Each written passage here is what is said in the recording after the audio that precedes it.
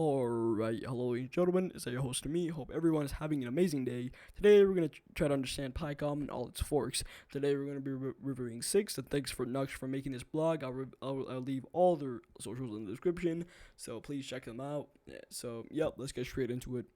First, we have to understand what is Picom. Picom is a lightweight, standalone compositor for X11. It can be used to implement effects such as transparency, fading, blur, rounded corners, shadows, and much more. So let's get straight onto the first Picom. And of course, we have to start out with the one that made it all happen. This is the original, the Picom, and I'd recommend it for people who just want some basic stuff like rounded corners, shadows, transparency, fading, and blur. So it doesn't add that much, it just adds a little bit of rounded corners, everything you would need except animations. It does not have the fancy animations, which people mainly like if you want them. So honestly, if you don't want that fancy shadow and just want some, maybe you want just some shadows, or maybe you just want some blur or rounded corners, anything like that, you can just use normal Picom. So that's pretty much it. Let's get straight onto the first fork. Now this is the first fork. So basically, this fork is basically the original one, except with some animations, and just adds animations on top of it, and it's pretty smooth.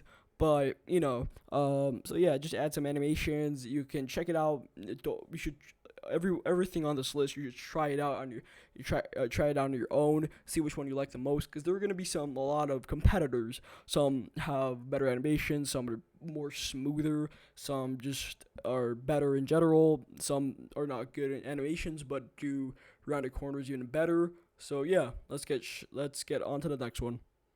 Right, so this is the one I use. If you've seen all my rices, I'm pretty sure I use this, or some. I just don't even use Picom, but I use this Picom fork.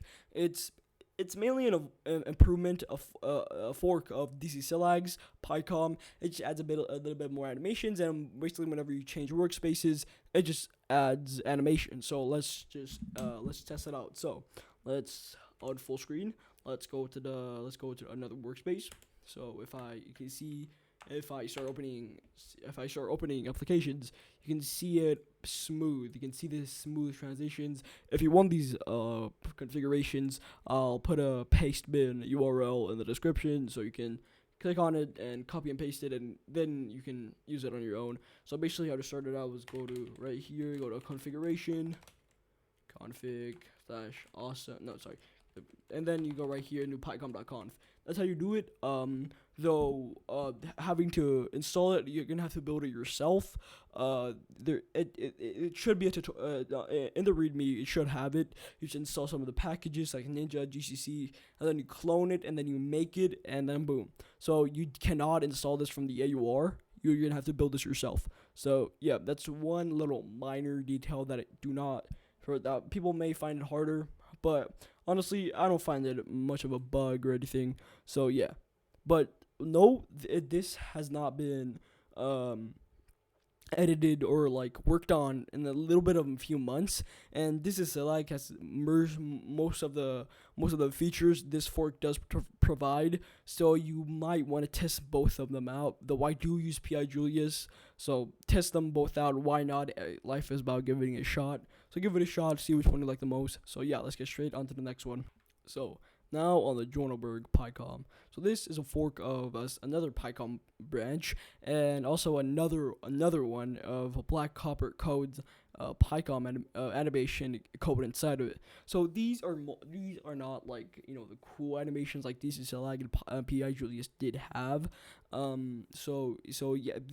are more smoother, and the time delta is reduced for if you have high refresh rate, like I have 120 hertz, and there's transitions are more smoother. However, you cannot control what the animation is shown. You can configure it a little bit, but not as this is Silag and PI Julius can. So but once again, give it a shot. And this is more of the popular side, and I think most attributions use this. So why not give it a shot as well? So let's get straight onto the next one. Now this is Ibugon Picom fork. Now this is the original Picom, but the fork of another Picom fork that is made from SD hand, and a dual compisitor blur from Tyrone 104. That's another Picom fork, and basically merged it all together to create something even better. So if you want, this does not have animations though. So if you do want something that is basically a better Picom, a normal Picom, but even better with no animations,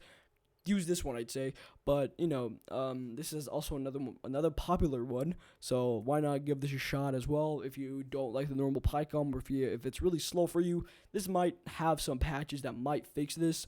But but first give the normal Picom a shot. 'Cause I don't think there's anything really much important to this. But yeah, why not give both a shot as well if you don't want animations? So yeah, let's get straight onto the last and single one.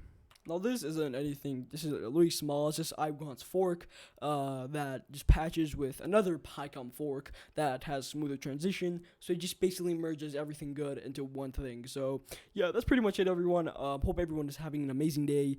I once again thank you, Nuxsh. I did not gain. I'm just saying it, but I did not gain permission from it. But who cares? I'm kidding. But so yeah, once again, thank you, Nuxsh, and thank you really much for watching. Once again, his socials are down in the description. So I hope everyone is having an amazing day. Peace.